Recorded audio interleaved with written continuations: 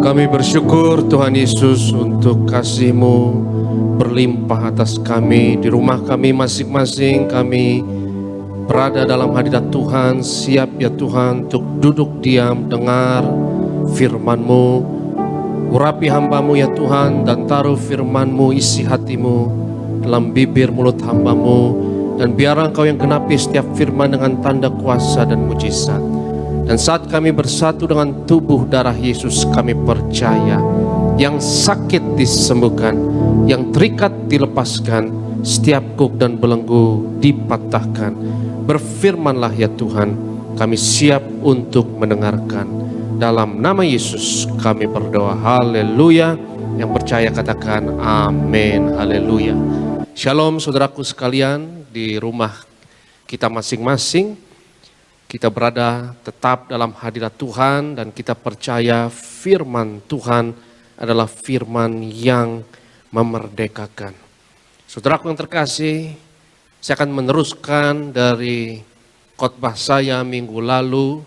Saya diberi pengertian yang baru mengenai minyak dan anggur, dan kembali kita ditekankan dan makin berakar dalam pewahyuan yang Tuhan berikan kepada Gereja Tiberias lewat Gembala Sidang Pendeta Dr. Yesaya Pariaji, yaitu Wahyu 6 ayatnya yang ke-6, bahwa minyak dan anggur tidak akan dirusakkan. Dan minggu lalu saya sampaikan saudaraku bahwa minyak ini berbicara mengenai Kristus yang diurapi. Dia yang diurapi, dia yang diminyaki, Masyiah, yaitu saudaraku yang terkasih, pribadi ilahi yang dinantikan, dijanjikan di perjanjian lama, tetapi digenapi dalam perjanjian baru. Minyak berbicara mengenai karya dari Kristus, tetapi anggur berbicara mengenai Yesus. Yesus adalah juru selamat. Bahkan kata Yesus itu sendiri dalam bahasa Ibraninya, Yesus adalah bahasa Yunani, tetapi bahasa Ibraninya saudaraku adalah Yeshua atau Yehoshua, yang artinya Tuhan yang menyelamatkan. Dia curahkan darahnya, dia mati di atas kayu salib, sehingga minyak dan anggur adalah saudaraku yang terkasih pribadi dan karya dari Yesus Kristus.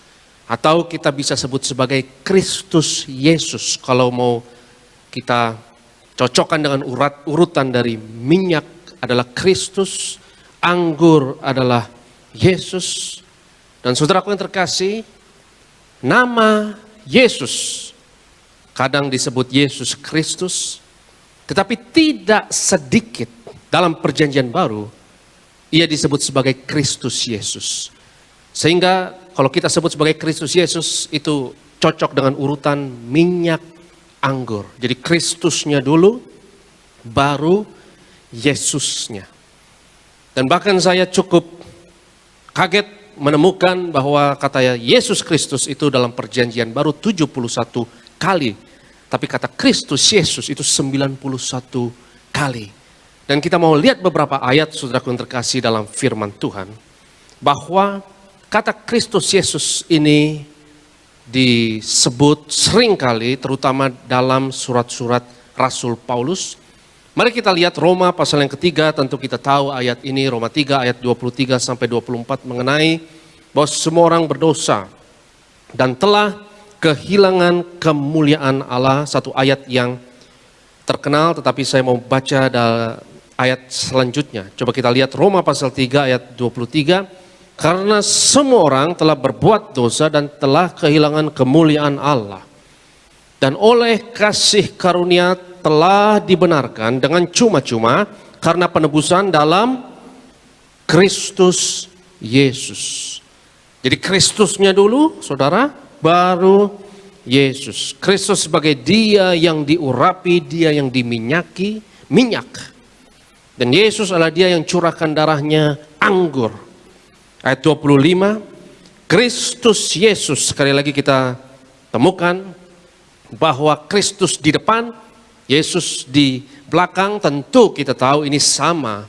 Tetapi saudara yang terkasih, ketika kata Kristus di depan, Rasul Paulus mau menekankan sebagai pribadi yang diurapi, yang dijanjikan Mesias yang dijanjikan tersebut. Tetapi kalau kata Yesus yang di depan, ia mau menekankan bahwa Yesus yang mencurahkan darahnya. Sekali lagi ayat 25, Kristus Yesus telah ditentukan Allah menjadi jalan pendamaian karena iman dalam darahnya. Hal ini dibuatnya untuk menunjukkan keadilannya, karena ia telah membiarkan dosa-dosa yang telah terjadi dahulu pada masa kesabarannya. Saudara yang terkasih, kita bersyukur untuk satu pewahyuan yang di dalamnya kita bertumbuh, yaitu minyak dan anggur tidak akan dirusakkan di masa sukar pandemik ini. Mari pegang firman Tuhan ini. Di masa pandemik ini, mari imani ekstra pewahyuan tersebut berlaku untukmu dan untukku, untuk rumahmu dan rumahku diluputkan. Sebab kita percaya minyak dan anggur tidak akan dirusakkan. Karena minyak dan anggur berbicara, saudaraku yang terkasih, mengenai pribadi dan karya dari Kristus Yesus. Dan saya mau menekankan, saudaraku yang terkasih, aspek dari hari ini. Saya mau menekankan aspek dari minyak.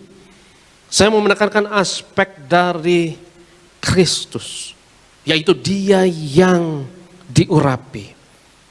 Saya yakin kita sudah familiar dan sudah berakar kuat dalam anggur, yaitu darah Yesus dan karya penebusannya. Karena anggur ini berbicara, saudara yang terkasih, mengenai penebusan saudara dan saya. Darahnya membayar dan membeli kita dengan harga yang lunas. Darahnya memberikan kita kebebasan dari dosa, dari kedagingan, dan dari iblis. Tetapi minyak ini berbicara mengenai urapan, berbicara mengenai panggilan setiap orang percaya.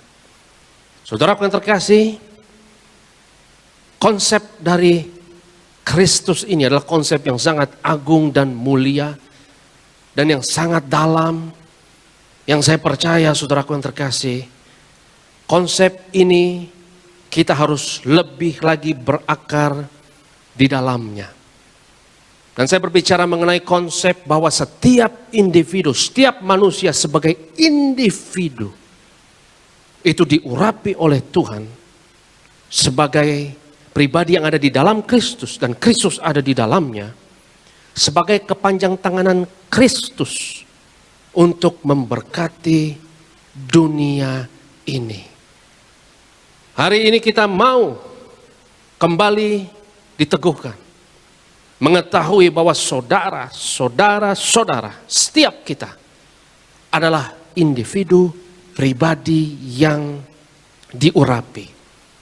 Kalau saudara baca perjanjian lama, Tuhan tidak pernah mengurapi kelompok, Tuhan tidak pernah mengurapi organisasi, Tuhan tidak mengurapi, saudaraku yang terkasih, kerajaan, tapi Tuhan mengurapi individu, yaitu raja-raja dan imam-imam.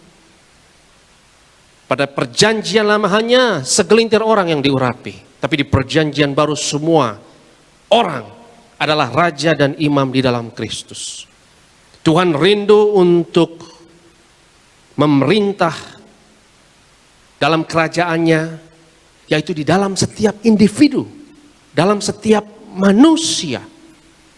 Dan ketika Tuhan mau memerintah dalam manusia, Israel menolak konsep tersebut dan berkata kepada Samuel, angkat raja di antara kami.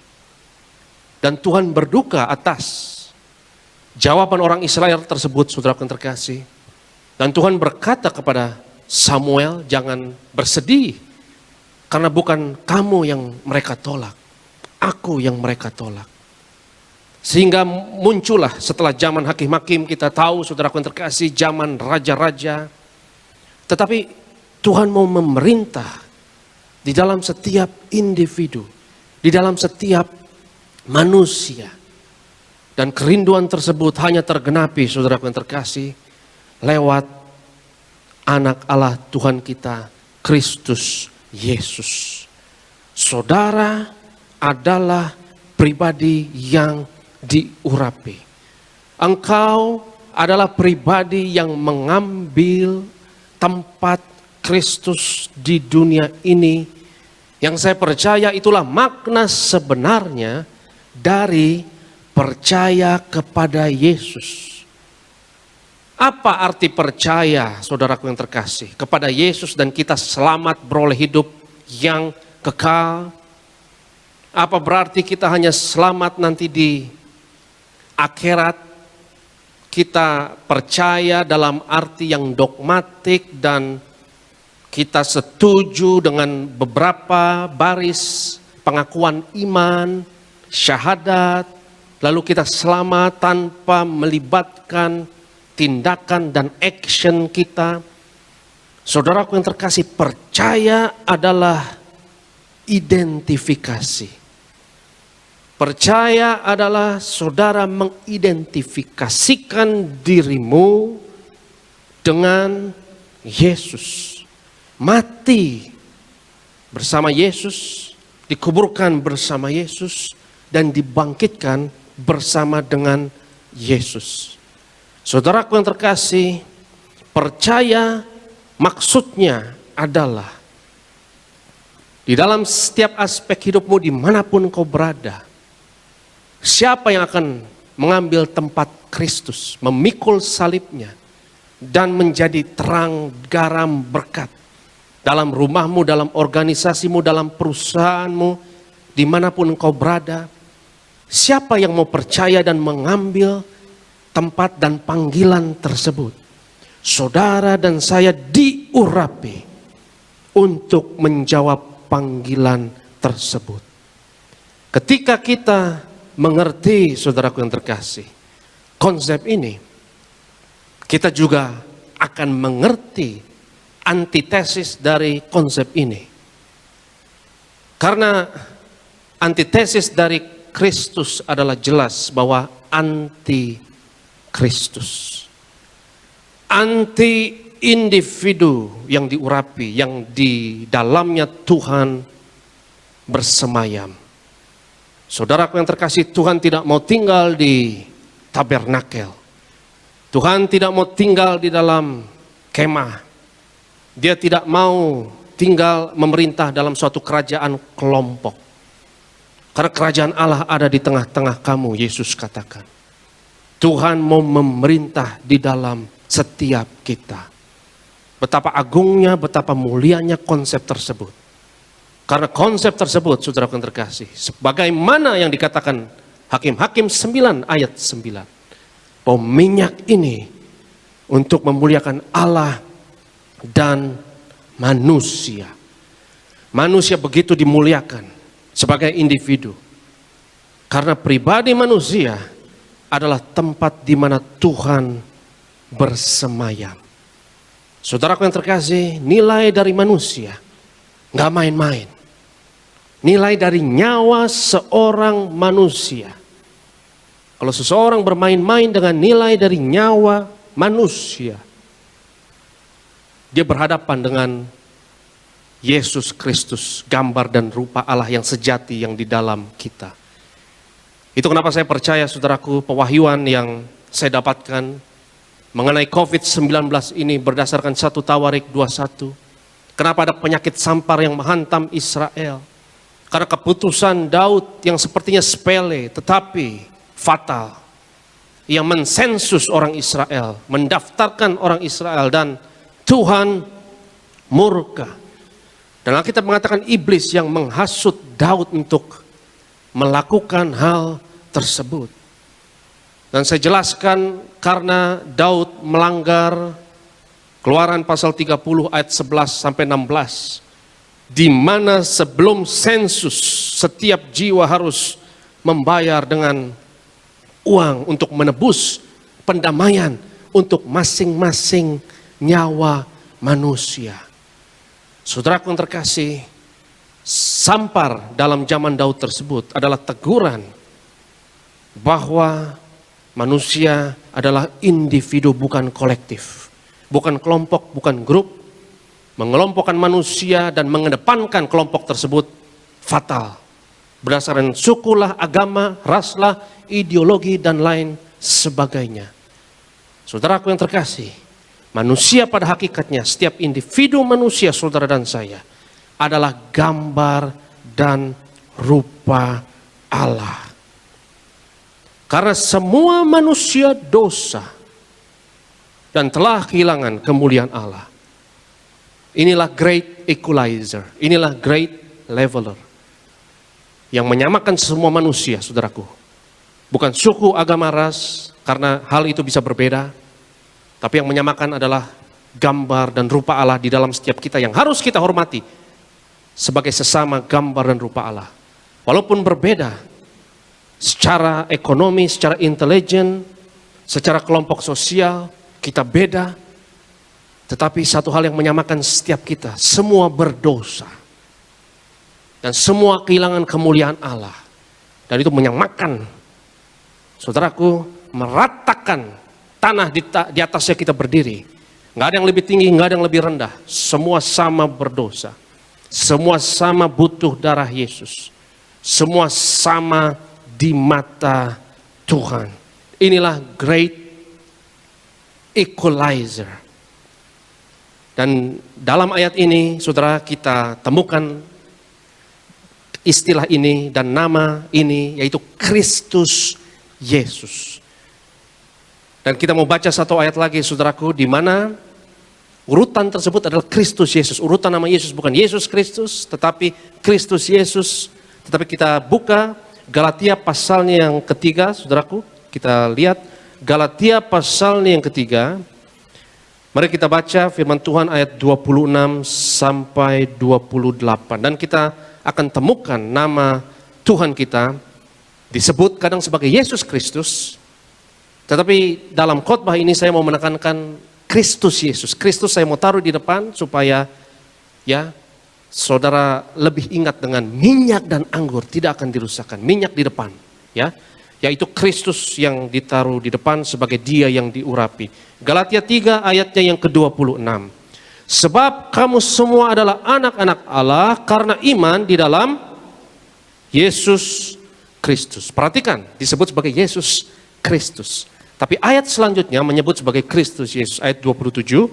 Karena kamu semua yang dibaptis dalam Kristus telah mengenakan Kristus. Ayat 28. Dalam hal ini tidak ada orang Yahudi atau orang Yunani, tidak ada hamba atau orang merdeka, tidak ada perbedaan jenis kelamin laki-laki atau perempuan, tidak ada perbedaan jenis grup, kelompok, ras, suku atau status sosial, budak atau merdeka, hamba atau merdeka, karena kamu semua adalah satu di dalam Kristus Yesus. Satu konsep yang luar biasa bahwa Tuhan memerintah dalam individu. Dan saudaraku yang terkasih, luar biasa bahwa itu kenapa tidak heran di dalam peradaban yang mengadopsi konsep ini. Peradaban yang sangat kental aroma Kristennya, saudaraku. Itu sangat menghargai nilai individu.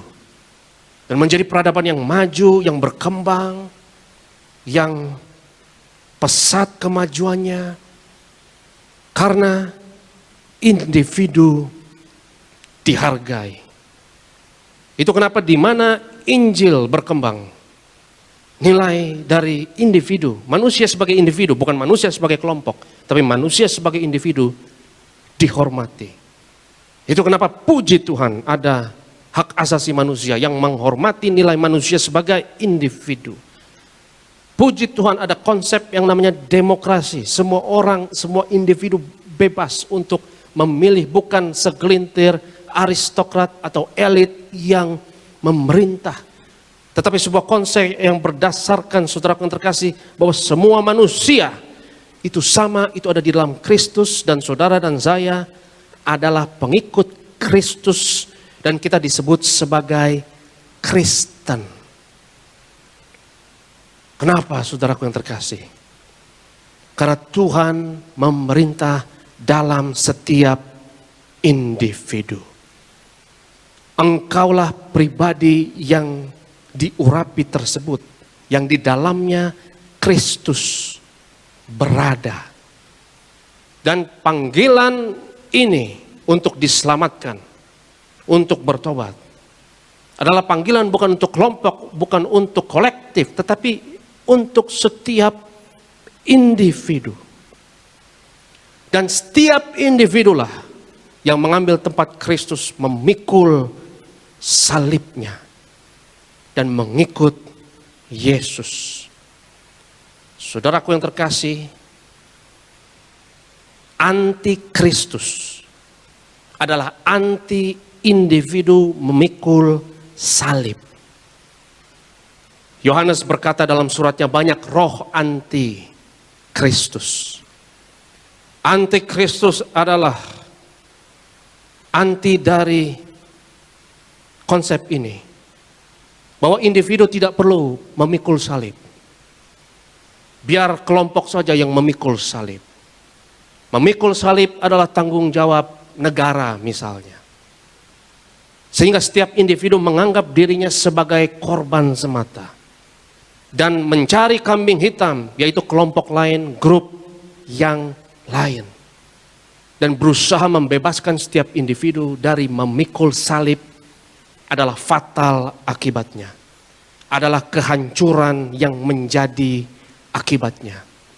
Memikul salib artinya, saudaraku yang terkasih, saudara mengakui saudara juga bagian dari masalah dan kita harus bertobat. Karena semua manusia berdosa. Kita nggak boleh main jadi korban dan menyalahkan orang lain. Memikul salib artinya saudara juga bertanggung jawab atas dosa Adam dan menerima tanggung jawab tersebut dan lari kepada Yesus untuk penebusan. Karena saudaraku yang terkasih, kalau kita menolak salib tersebut, maka fatal akibatnya. Seperti faham dari sosialisme, komunisme misalnya, yang mengatakan narasinya pada dasarnya adalah kita tidak perlu pikul salib karena engkau adalah korban, dan kambing hitamnya adalah kaum yang lain, kelompok yang lain, misalnya kaum kapitalis atau kaum orang kaya yang disalahkan. Mereka dapat disalahkan jadi kambing hitam untuk segala penderitaan yang ada di dunia ini, dan kita lepas tangan, gak usah tanggung jawab, gak usah pikul salib. Dan ujung-ujungnya, saudaraku, itu adalah ideologi yang berdarah-darah, yang membunuh ratusan jiwa. Saudaraku yang terkasih, firman Tuhan katakan banyak roh anti-Kristus. Individu yang harus pikul salib. Dan kalau kita angkat tangan dan kita tidak mau pikul salib, bahaya akibatnya. Hidup ini sudah penuh dengan penderitaan, saudaraku yang terkasih. Hidup ini sudah penuh dengan masalah.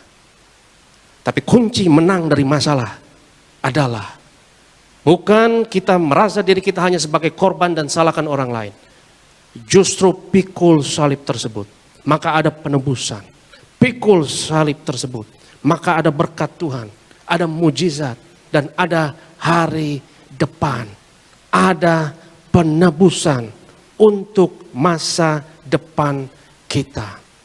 Itulah yang Kristus maksud.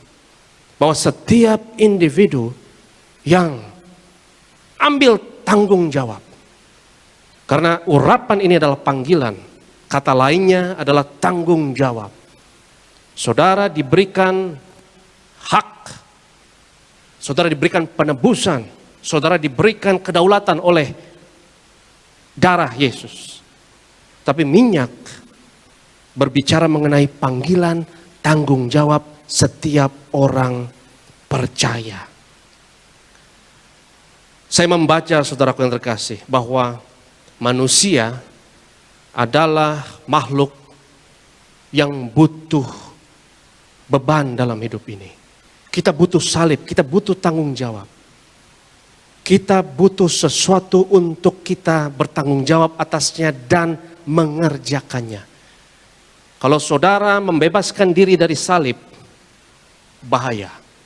Saya membaca bagaimana saudaraku yang terkasih, ya, ada orang yang menang lotre, kaya raya mendadak, lalu dia pensiun, lalu dia holiday tiap hari di pantai sambil minum margarita. Akhirnya menjadi alkoholik akut dan akhirnya hidup dalam stres. Kita pikir kalau kita nggak ada tanggung jawab kita bebas. Tapi justru kalau engkau tidak punya tanggung jawab, saudaraku yang terkasih, maka engkau akan stres. Itu kenapa Yesus katakan, datanglah kepadaku yang letih, lesu dan berbeban berat. Aku akan beri kelegaan. Bagaimana Yesus beri kelegaan? Pikulah kuk yang kupasang. Saudara yang terkasih, kalau saudara nggak punya tanggung jawab, saya tidak peduli berapa uang yang kau punya, pasti engkau stres. Engkau hidup tidak akan bermakna dan tidak akan menemukan kebahagiaan sejati. Kau akan stres. Banyak orang yang berpikir mereka kaya dan mereka akan kecukupan dan tidak punya tanggung jawab akan membebaskan mereka, tetapi justru mereka akhirnya pindah dari satu rehab ke rehab yang lain. Kita butuh urapan, kita butuh panggilan. Dan urapan ini sebagai pengikut Kristus adalah saudara dipanggil untuk memikul salib tersebut.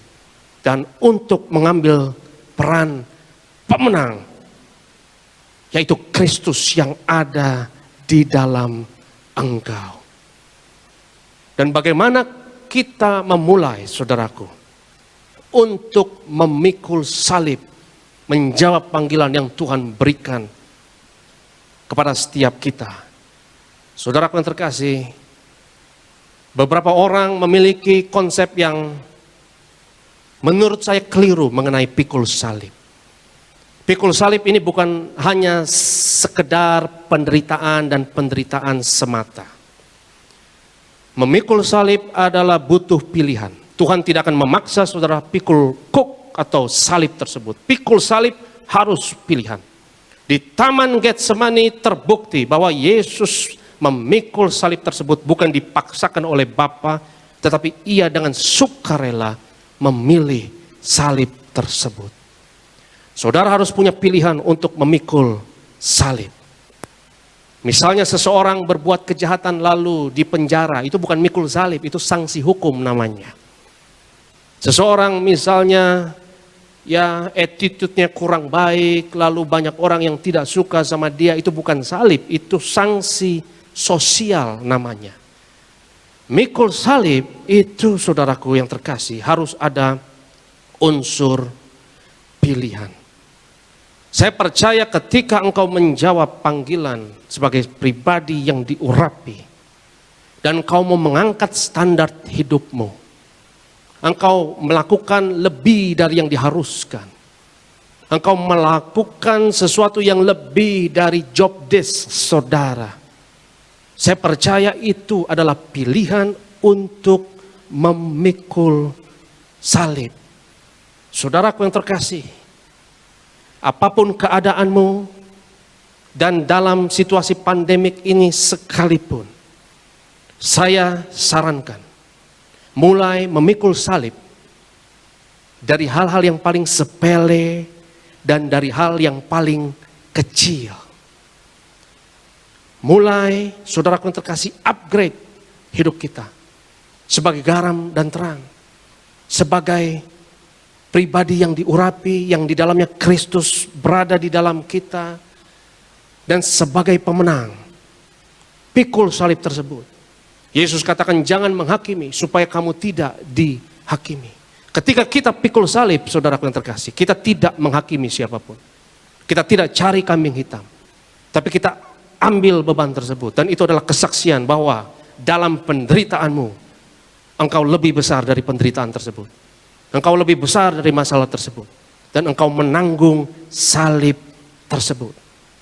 Menjadi seperti Yesus dan memikul salib bukan berarti engkau memakai baju putih terusan, lalu tumbuhkan jenggot, rambut panjang, lalu berjalan di atas air, di danau apa atau sungai apa, terlalu tinggi. Menjadi seperti Yesus pikul salib, lakukan dari hal yang paling remeh dan hal yang paling kecil. Hal yang berteriak di depan saudara sekarang. Hal yang pressing, yang kau tahu dan hatimu tahu itu harus kau lakukan. Lakukan. Lakukan dari hal yang paling remeh dan hal yang paling kecil. Misalnya di masa pandemik ini saudaraku, kita di rumah masing-masing. Lakukan hal yang paling remeh, hal yang paling kecil. Mungkin misalnya anak-anak muda, ya. Lakukan mulai dengan bersihkan kamarmu misalnya. Beres-beres kamarmu. Mungkin beberapa orang berpikir dangkal sekali, apa hubungannya beresin kamar dengan memikul salib. Saudaraku, jangan remehkan tindakan yang sepele dan kecil seperti membersihkan dan beres-beres kamar. Itu bukan hal yang kecil. Kelihatannya remeh dan tidak ada panggung, tidak ada orang yang melihatnya. Tetapi engkau harus melihat ketika kau bereskan kamarmu.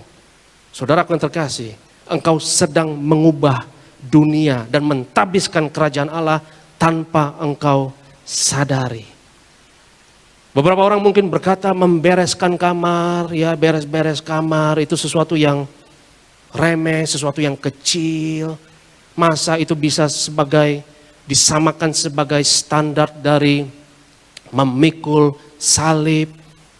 Saudaraku, jangan remehkan tindakan membersihkan kamar. Misalnya, engkau berada di kos-kosan misalnya, yang kotor, yang semua orang jorok sembarangan. Tapi engkau bereskan kamarmu bersih sendiri. Itu kesaksian luar biasa. Itu penginjilan. Dan engkau akan dianiaya akan hal itu, saudara. Beberapa orang berpikir, ngapain kok mau bersih sendiri? Mau beda sendiri? Itu peperangan rohani, saudaraku. Engkau misalnya tinggal di satu rumah yang seperti kapal pecah. Semua sembrono, semua berantakan.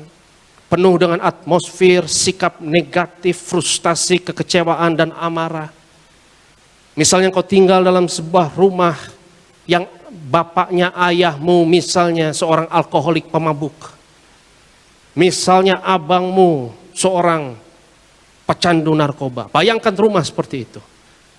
Di mana abu rokok, di mana-mana semua kotor, semua jorok. Tetapi engkau memilih untuk bersihkan, bereskan, rapikan kamarmu.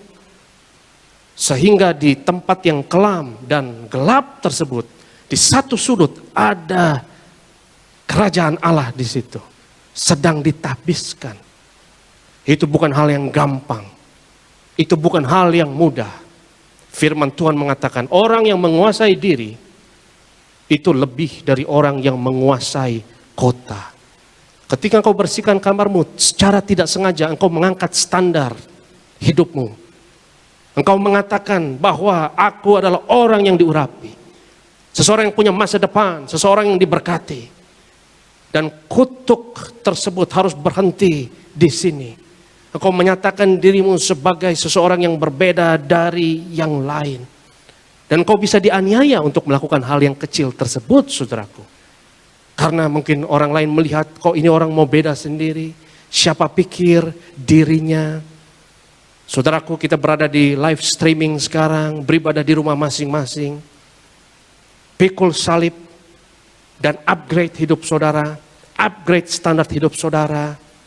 Saat pandemik ini, cari segala kesempatan untuk mengupgrade standar hidup kita. Mungkin di live streaming, saudaraku yang terkasih, kita pikir bukan sesuatu yang optimal untuk beribadah. Tapi saya tantang saudara, lakukan yang terbaik. Saya menantang saudara, walaupun live streaming, tetap berpakaian yang terbaik. Tetap berdandan yang terbaik, walaupun salon tutup kebanyakan saudara. Tetapi tetap berpenampilan yang terbaik. Dan itu pesan yang luar biasa untuk diri, untuk roh saudara. Karena penting bagi engkau untuk menyadari engkau bukan orang sembarangan. Engkau pribadi yang diurapi. Ada seorang jemaat Tiberias, teman saya Pak John Sianipar. Dia kalau ibadah di gereja selalu pakai dasi, pakai jas. Walaupun dia tidak pelayanan saudara. Dan belum lama ini dia WA saya, dia kasih foto Pak John Sianipar ini. Dia selalu memanggil saya sebutan pendeta Lai Aristo. Dia kasih foto, dia ibadah live streaming di rumah. Pakai jas, pakai dasi, live streaming. Itu jempol, I love it. Itu keren saudara. Saudaraku yang terkasih, jangan beranjak dari tempat tidurmu, tempat dudukmu, nanti mandinya nanti saja nanti. Mungkin beberapa belum mandi, nggak apa-apa. Tuhan mengampuni. Tapi ibadah selanjutnya, beri yang terbaik. Sebab engkau bukan orang sembarangan. Saudara yang terkasih, tahukah saudara bahwa lingkungan di sekitar saudara itu mempengaruhi hati saudara. Lingkungan di sekitar saudara yang saudara punya tanggung jawab, yang saudara berkuasa atasnya, itu bisa mempengaruhi roh saudara. Kamar yang kotor, berantakan, itu bisa jadikan hati roh yang berantakan. Ada satu penelitian di New York University saudaraku. Seorang profesor namanya John Barr mengadakan penelitian. Ada 2 kelompok yang diteliti di 2 tempat, 2 laboratorium. Satu kelompok anak-anak muda diberikan satu tugas, satu ujian. Dan di dalam ujian tersebut penuh dengan kata-kata yang sinonim dengan kelemahan, ketuaan, capek, lelah, tidak mampu dan lain sebagainya. Sementara di kelompok yang lain tidak ada kata-kata yang negatif seperti itu. Dan akhirnya saudaraku diselidiki bahwa orang-orang, anak-anak muda yang berada dalam kelompok yang penuh dengan kata-kata seperti tua, lelah, capek, gak mampu. Mereka berjalan dari ruangan ke lift. Mereka berjalan lambat. Karena saudara kata-kata tersebut sudah mempengaruhi roh mereka. Pernah satu kali Pendeta Paryaji dan Ibu memprotes pengelola gedung tempat gereja kita menyewa karena toiletnya tidak representatif. Kenapa? Karena penting untuk setiap jemaat dapat yang terbaik. Saudara layak dapat yang terbaik. Sebab engkau adalah orang yang diurapi. Saya sarankan saudaraku yang terkasih, mulailah tabiskan kerajaan Allah, pikul salib tersebut. Dan jangan remehkan. Jangan pernah sepelekan. Lakukan hal-hal yang paling kecil, yang paling sepele. Mulai dengan bereskan kamar, bereskan rumah, bereskan dirimu. Mulai dengan ambil kuasa otoritas untuk hal-hal yang berantakan, yang teriak di depan kita. Dan tidak perlu doa, tanya sama Tuhan apa yang harus dilakukan. Tidak perlu, lakukan saja. Langsung pikul salib tersebut, jangan buang waktu. Lakukan hal tersebut langsung, saudaraku yang terkasih. Nggak perlu tanya Tuhan, nggak perlu berdoa. Lakukan hal tersebut baru berdoa. Seperti Yesus katakan, damai dulu dengan saudaramu, baru berdoa. Lakukan hal ini 1 tahun, 2 tahun, lakukan ini 3 tahun. Saya tidak akan heran, engkau pasti akan tetap naik bukan turun. Engkau pasti akan jadi kepala dan bukan ekor. Engkau menjadi pemenang, individu yang diurapi, Kristus yang ada di dalammu, pengharapan akan kemuliaan. Demikianlah firman Tuhan. Mari kita berdoa. Terima kasih Tuhan Yesus untuk firman-Mu. Kami bersyukur mengetahui bahwa di akhir zaman ini, bahkan di masa pandemik ini, kami boleh pegang janji firman Tuhan kuat, bahwa minyak dan anggur tidak akan dirusakkan. Dan ajar kami ya Tuhan, untuk menjawab panggilan urapan tersebut, untuk memikul salib kami, dan menjadi garam, menjadi terang, untuk orang-orang sekeliling kami, untuk keluarga kami, untuk bangsa negara kami, menebus masa depan kami. Dalam nama Yesus kami berdoa. Haleluya. Yang percaya di rumah masing-masing katakan amin.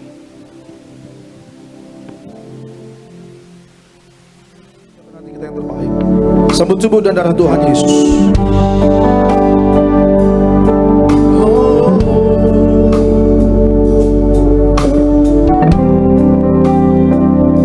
Mari bersama kita katakan, Yesus, Kau telah mati bagiku. Yesus, Kau telah mati bagiku, hapus dosaku. Yesus, Kau telah bangkit dari maut, beri kemenangan. Tubuhmu, darahmu Tuhan.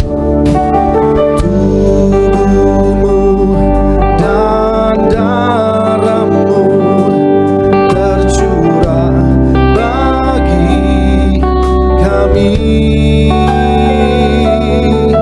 menyucikan, menyembuhkan, sempurnakan hidup kami.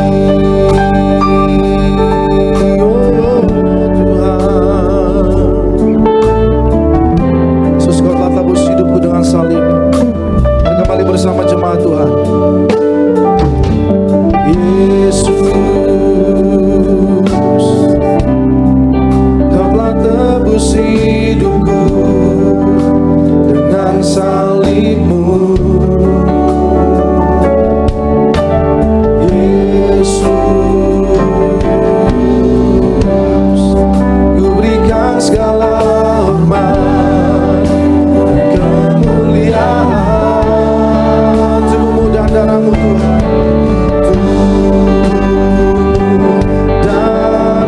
Mari sama-sama kita bangkit berdiri, sambut tubuh dan darah Tuhan Yesus. Bagi kami, menyucikan, menyembuhkan, sempurnakan hidup kami.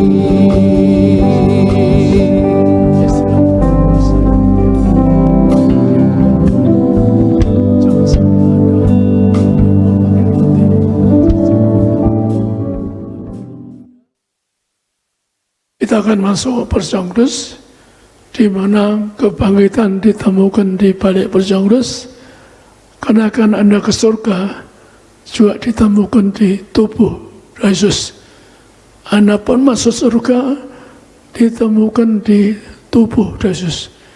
Maka Anda perlu menerima perjamuan kudus. Sadar perintah Tuhan untuk mengembalikan kuasa perjamuan kudus. Istilah Tuhan, kuasa yang tiada di muka bumi. Jangan sampai Anda di rumah pakai roti dicelupkan anggur, lebih anak Anda karena enak, karena roti tawar masuk ke sirup anggur kan manis enak. Tapi Anda perhatikan, baca di Yohanes 13 dikatakan apa? Yohanes tanya Tuhan Yesus, Tuhan, siapa yang berkhianat? Maksudnya Yudas. Tuhan jawab apa? Bahwa yang aku beri roti masuk ke cawan, itulah yang berkhianat. Hanya apa? Tuhan menunjukkan bahwa kalau Anda makan roti tubuh Yesus masuk ke cawan, itu salah. Tuhan menunjuk kepada Yudas. Karena beberapa gereja melakukan itu. Saya pun pernah ikut dulu waktu belum mulai bekerja. Jadi hati itu jangan sampai salah. Jangan saya Anda di rumah pegang roti masuk anggur, lebih anak Anda berarti nggak boleh. Tuhan beri contoh itu perbuatan yang salah. Maka itulah kalau kita bahas sekarang di Yohanes 6, 53, 58 yang menggambarkan bahwa Anda perlu terima tubuh Yesus. Yohanes 6 ayat 53 sampai 58. Maka kata Yesus kepada mereka, Aku berkata kepadamu, sesungguhnya jikalau kamu tidak makan daging anak manusia dan minum darahnya, kamu tidak mempunyai hidup di dalam dirimu. Barang siapa makan dagingku dan minum darahku, ia mempunyai hidup yang kekal, dan aku akan membangkitkan dia pada akhir zaman. Sebab dagingku adalah benar-benar makanan, dan darahku adalah benar-benar minuman. Barang siapa makan dagingku dan minum darahku, ia tinggal di dalam aku, dan aku di dalam dia. Sama seperti Bapa yang hidup mengutus aku, dan aku hidup oleh Bapa, demikian juga barang siapa yang memakan aku, akan hidup oleh aku. Inilah roti yang telah turun dari sorga, bukan roti seperti yang dimakan nenek moyangmu dan mereka telah mati. Barang siapa makan roti ini, ia akan hidup selama-lamanya. Demikian firman Tuhan. Jadi Tuhan mengatakan dengan Bapa satu. Maka Yesus mengatakan Anda terima tubuh darahnya nyatu Yesus, yaitu akan pesta di surga. Seorang tokoh akhir zaman menulis bahwa ada pesta di surga, pestanya pesta Perjanggus dikatakan. Jadi bentuknya bagaimana saya tidak jelas, tapi nanti kalau Anda pesta surga, karena banyak kata-kata tentang Tuhan rindu bersama Anda yang ditebusnya untuk pesta makan bersama di surga. Maka digambarkan sekali lagi itu seperti gambaran pesta Perjanggus. Maka kita baca di sini yaitu di Wahyu 3, 18, 22, Tuhan Yesus menggambarkan rindu kepada Anda untuk pesta di surga. Wahyu 3 ayat 18-22. Maka aku menasihatkan engkau, supaya engkau membeli daripadaku emas yang telah dimurnikan dalam api, agar engkau menjadi kaya, dan juga pakaian putih, supaya engkau memakainya, agar jangan kelihatan ketelanjanganmu yang memalukan, dan lagi minyak untuk melumas matamu, supaya engkau dapat melihat. Barang siapa kukasihi, ia kutegur dan kuhajar. Sebab itu relakanlah hatimu dan bertobatlah. Lihat, aku berdiri di muka pintu dan mengetuk. Jikalau ada orang yang mendengar suaraku dan membukakan pintu, aku akan masuk mendapatkannya, dan aku akan makan bersama-sama dengan dia, dan ia bersama-sama dengan aku. Barang siapa menang, ia akan kududukan bersama-sama dengan aku di atas tahtaku, sebagaimana aku pun telah menang dan duduk bersama-sama dengan Bapakku di atas tahtanya. Barang siapa bertelinga, hendaklah ia mendengarkan apa yang dikatakan Roh kepada jemaat-jemaat. Demikian firman Tuhan. Jadi betapa kerinduan Yesus kepada kita yang ditebusnya. Satu rindunya Pak, agar Anda, buka hati Anda. Tuhan gambarkan supaya kalau Tuhan tiba-tiba datang seperti pencuri, Anda buka pintunya. Kerinduan Tuhan apa? Untuk pesta makan minum bersama penebusnya. Jadi Anda ditebus dengan tubuh Yesus, menumpahkan darah untuk Anda, untuk diampuni. Maka kerinduan Tuhan itu ingin pesta bersama penebusnya. Tapi ada syaratnya, di sini yang digambarkan orang sudah bertobat, yang sudah jadi Kristen, yaitu digambarkan apa? Anda beli emas yang murni dari Tuhan. Maksudnya Anda bisa mengalami cobaan-cobaan. Jangan sampai zaman susah ini, zaman virus corona, jangan sampai Anda dusta, jangan Anda penipu atau zina. Tuhan tidak mau Anda zina, karena tubuhmu sudah ditebus ya selesai. Kalau Anda zina nggak bisa pesta di surga. Tuhan terangkan, kalau Anda zina, Anda tidak akan terbang kawan, tapi masuk rutwi. Tuhan terangkan saya berkali-kali, maka jaga dirimu, zaman kesusahan ini, jaga jangan Anda jual. Kata seperti saya kenal seorang direktur, ditawari jadi pejabat, tapi dia harus melepaskan Yesus. Dia mau, tidak tahu sekarang bagaimana, karena saya nggak jumpa lagi. Saya jumpa dia waktu saya kerja di pemerintah. Jadi betapa jangan sampai Anda jual gara-gara jabatan direktur dan sebagainya. Maka jangan sampai saya kenal seorang putri yang jual diri sampai mau jadi istri kedua, tapi masuk padahal cuma istri kedua, melepaskan Yesus. Ada yang seperti itu. Zaman susah ini jangan sampai Anda jual pribadimu. Pribadimu itu milik Yesus yang sudah ditebus di atas kayu salib. Zaman susah ini, zaman kesulitan ini, maka Anda jaga dirimu. Dosa Anda kuat melawan cobaan, Anda melawan dosa, jangan salah, jangan dusta. Tuhan tidak mau Anda nipu sampai nyerahkan gara-gara harta, gara-gara jabatan, sampai Anda melepaskan Yesus. Anda pasti nggak bisa masuk surga karena Anda mentingkan yang duniawi.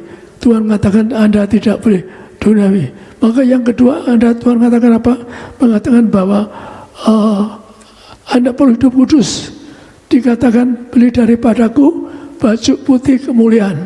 Artinya apa? Anda untuk ke surga pesta dengan Tuhan, yaitu Anda perlu hidup suci. Kesuci yaitu sekali lagi perintah Tuhan sampaikan, suci pikiran, perkataan, dan perbuatan. Maka itu mari kita berjuang hidup yang suci, berjuang jangan dosa salah, jangan dusta, jangan nipu. Zaman sekarang sulit, tapi kalau Anda punya iman, apapun masalah Anda tidak akan resesi. Tuhan yang ajar saya kembalikan menganggur. Anda tidak akan resesi, Anda tidak akan susah. Kalau Anda punya iman, Anda bisa menang virus corona. Sudah ada yang bersaksi, orang yang kena virus corona akhirnya menerima perjamuan, akhirnya sembuh. Bahkan neneknya yang tidak Kristen diurapi, disembuhkan. Saya zaman ini minyak anggur tidak akan dirusakkan. Maka sekali lagi, maka Anda nggak perlu takut menghadapi kesulitan apapun. Lebih soal duniawi, Anda pasti nggak lapar, nggak miskin, nggak kena resesi. Yang ketiga, Anda perhatikan, Tuhan mengatakan beli daripadaku minyak pelumas. Untuk apa? Memandang kebenaran. Jadi kalau kita pesta, kan bisa hadapan, bisa melihat Tuhan. Tuhan janjikan apa? Kamu beli daripadaku minyak pelumas untuk memandang Allah. Jadi untuk memandang Tuhan, Anda berdua minyak. Saya pernah baca buku Henok yang ke surga hidup-hidup. Ditolak Mikael, kamu belum urapi minyak perintah Allah, kamu urapi dulu minyak. Maka Henok ke dunia, diurap minyak, baru dia bisa masuk surga. Sekali lagi, betapa pentingnya Anda minyak, bukan saja Anda waktu wafat perlu minyak, untuk bangkit pun, kebangkitan ditemukan juga di balik minyak urapan. Anda hidup kekal pun ditemukan, kata-kata tadi, Anda seperti Tuhan Yesus, minyak yang murni, pelumas agar Anda memandang kebenaran. Maka Tuhan katakan, Anda dan saya, mari kita berjuang untuk pesta surga yang utama. Anda kuat melawan segala cobaan, melawan dosa, maka Anda dan saya akan diundang pesta surga. Betapa mulianya kita, orang rendah, kecil, tapi Tuhan janjikan apa? Kepada kita, Anda akan pesta di surga. Ada persiapan khusus, ada minyak urapan. Anda lagi penting kan, Anda beli Tuhan minyak pelumas. Untuk apa? Minyak untuk memandang kebenaran. Jadi betapa penting, saya diajari Tuhan membalikan minyak urapan. Lagi, saya diajari Tuhan untuk membalikan. Karena saya seorang martir, hanya seorang gembala martir bisa mengatakan minyak anggur nggak dirusakkan. Maka sekali lagi, rekan saya bisa yang hidup baik, hidup suci, bisa yang sama seperti Pak David. Saya kagum dengan dia. Karena apa? Orang yang ginjalnya 2/3 ginjalnya kanker, harusnya cuci seumur hidup. Dia kasih perjamuan Pak David Sumbal, itu sembuh. Sudah saja dengan kesaksian di Singapura. Tapi di stadion utama yang lalu, Pak Tamunan sudah bersaksi. Maka kalau Anda masalah berat, Anda silakan telepon Pak David Sumbal. Karena saya tahu beberapa orang, bahkan ada orang di Penang minta ketemu saya. Ternyata apa? Dia mau dioperasi, jantungnya nggak jadi, dipersembahkan bebas dari jantung. Dan dia cerita kalau didoakan Pak David Sumbal sembuh.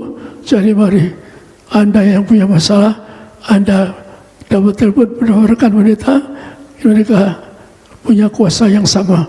Dua rekan pendeta hidup yang baik suci, intinya berjubah kudus serta ada kemuliaan Allah, maka juga ada kuasa jahat. Maka mari kita bersama-sama ditemukan Anda, ditemukan apa di balik kebangkitan, ditemukan hidupkan akan Anda dan saya akan bangkit dari kabut, terbang ke awan. Betapa mulia Anda. Tuhan nantikan agar Anda diundang pesta di surga. Amin. Mari kita akan masuk perjamuan. Kita masuk perjamuan dalam nama Tuhan Yesus. Inilah roti yang turun dari surga, inilah tubuh Yesus Kristus yang tertumpah, tertikam di atas kayu salib sebagai penjangkauan yang memberi kami kesembuhan ilahi, yang memberi kami menyempurnakan tubuhku, jiwaku untuk bangkit pada hari kiamat. Kami doa agar kami semua tidak terkawar di meja operasi, tidak pikun, tidak lumpuh, tidak koma. Kami telah terkapar di ICU, kami telah sakit kanker, sakit tumor, leukemia. Kami semua tidak akan koma, tidak kena virus corona. Kami telah virus corona, agar virus corona dibebaskan di Indonesia, agar Indonesia bangsa kita sayangi Tuhan, agar corona tidak akan merasa di Indonesia. Juga semua umat Kristen juga lebih cepat bebas virus corona, agar bangsa kami dibebaskan dari segala penderitaan, kemiskinan, aturisasi kami, segala penyakit kami. Rai firman Tuhan sudah selesai, diangkat di atas kayu salib. Inilah roti di surga, inilah tubuh Kristus.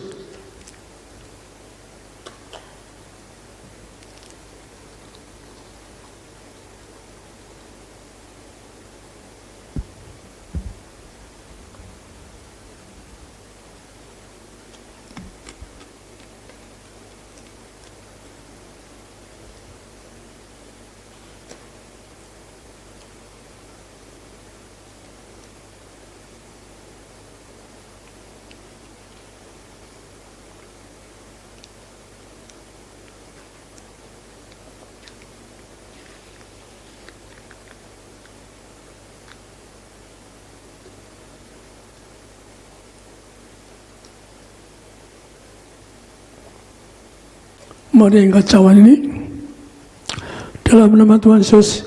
Inilah darah Yesus Kristus yang tertumpah di atas kayu salib sebagai penjangkauan yang beri kami pengaman dosa. Sucikan pikiranku, perkataanku, dan jauhkan kami dari perzinahan, percampuran. Jauhkan kami dari orang ketiga di rumah tangga.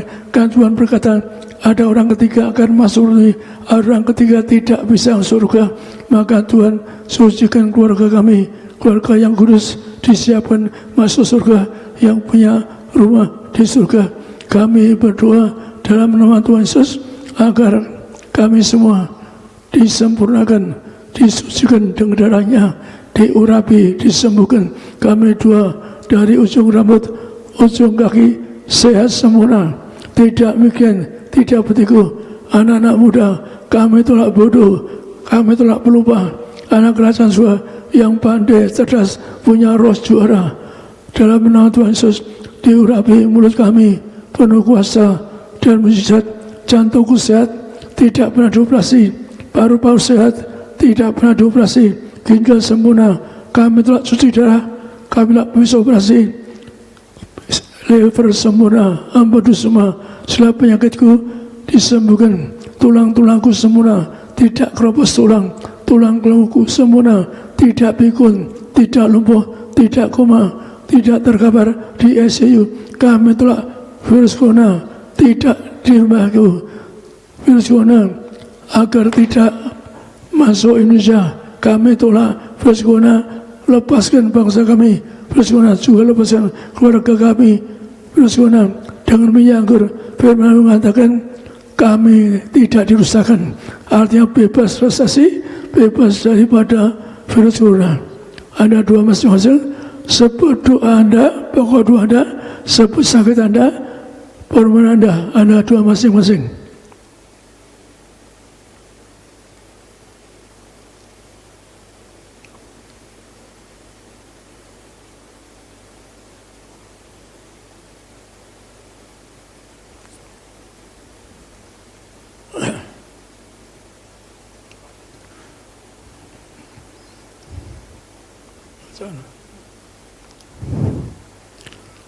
Dalam nama Tuhan Yesus, Tuhan perintahkan mengucapkan bahwa perjamin lebih roti mana, jangan musadang roti mana, 40 tahun maka tidur di padang rujukan ini hidup kami tidak kurangan, tidak ada sasi, hidup kami di bumi surga. Yang kedua, jangan roti yang setiap hari pakai jubah, kemudian bagi kami dengan tubuh darahnya kami akan bagi dari kawan terbang kawan masuk kerajaan surga.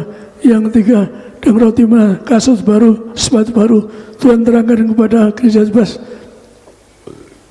punya arti. Kasut baru ada gambar generasi Masihan, generasi Tuhan. Engkau yang ngajar gereja Bebas bahwa generasi kami, generasi Tuhan, generasi Masihan, roh gagal, roh Masihan bangun, resesi kami katakan, ini Indonesia segera bebas dari resesi kami. Kami dua, inilah darah Yesus, darah kebangkitan, darah kehidupan, inilah darah Yesus.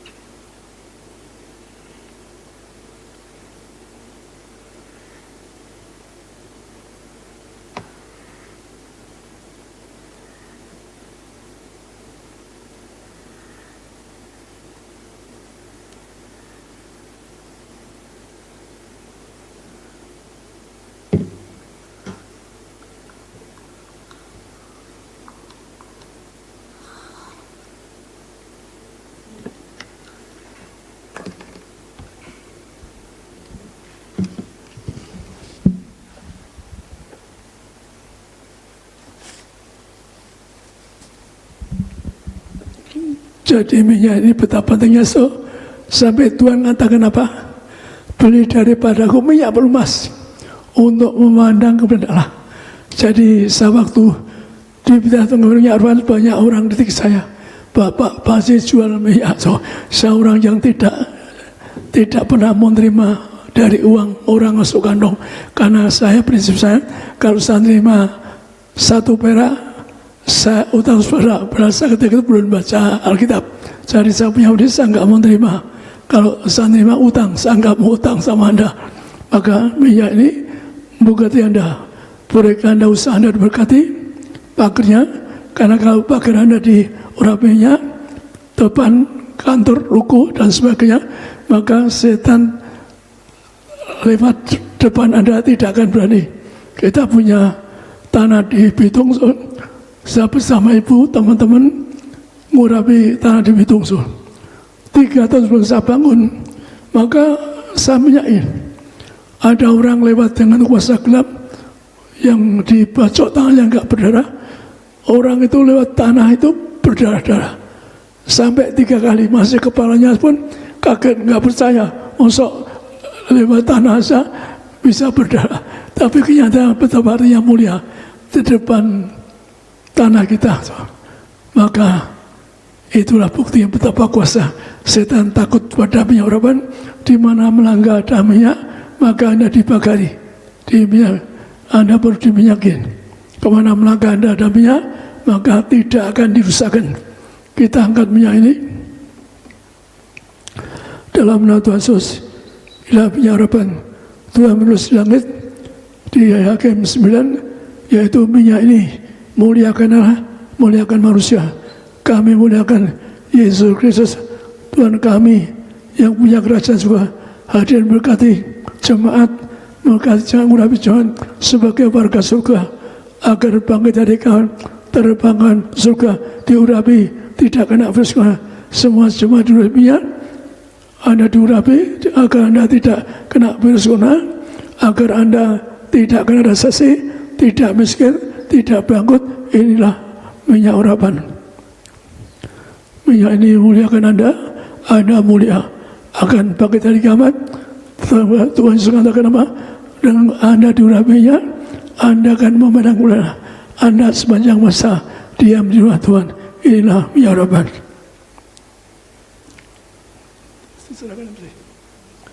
Silakan saya serahkan kembali pada MC. Penuhiku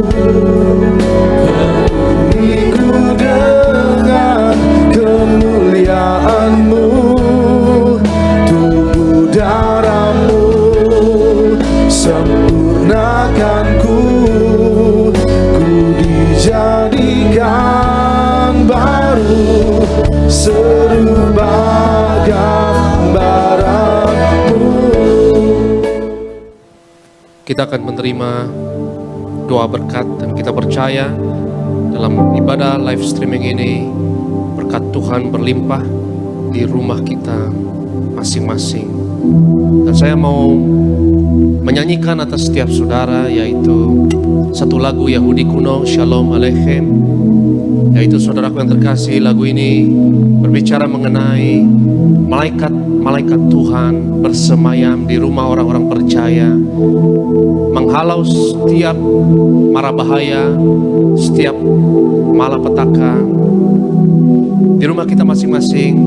Bapak Ibu yang terkasih, angkat tanganmu, terimalah berkat rahmat anugerah, berkat martir mengalir dari gembala sidang kepada setiap jemaat Tuhan yang terkasih di rumah kita masing-masing. Shalom Aleichem, Malachi Shalom, Malachi Elyon, Mi Melech, Malachi HaMelachim, HaKadosh HaBaruchu.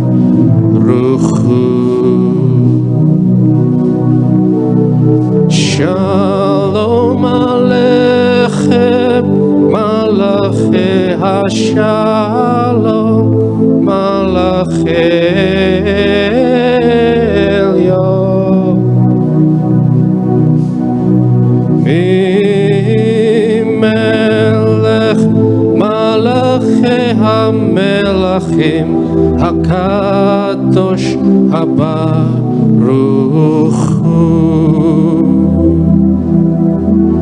HaKadosh HaBaruchu,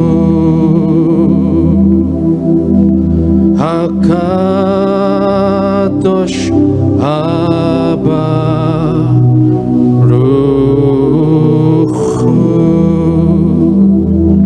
Tuhan memberkati engkau dan Tuhan melindungi engkau. Dia yang bersemayam di antara sayap kerubium memberkati engkau. Tidak terlelap dan tidak tertidur penjaga Israel. Tuhan akan menjaga engkau terhadap segala kecelakaan. Ia akan menjaga nyawamu. Sebab malaikat-malaikatnya akan diperintahkannya kepadamu untuk menjaga engkau di segala jalanmu. Engkau tidak usah takut terhadap kedahsyatan malam, terhadap panah yang terbang di waktu siang. Engkau tidak usah takut terhadap penyakit menular yang mengamuk di waktu petang. Dia yang bersemayam di antara sayap kerubium memberkati engkau. Yang diberkati Tuhan sama-sama katakan amin.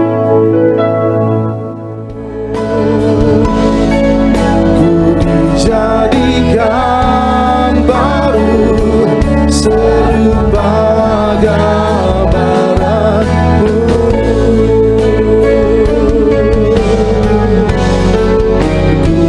Jadikan baru serupa gambaran-Mu. Sampai berjumpa di pada sesi live streaming Gereja TBS Indonesia berikutnya. Tuhan berkati saudara. Shalom.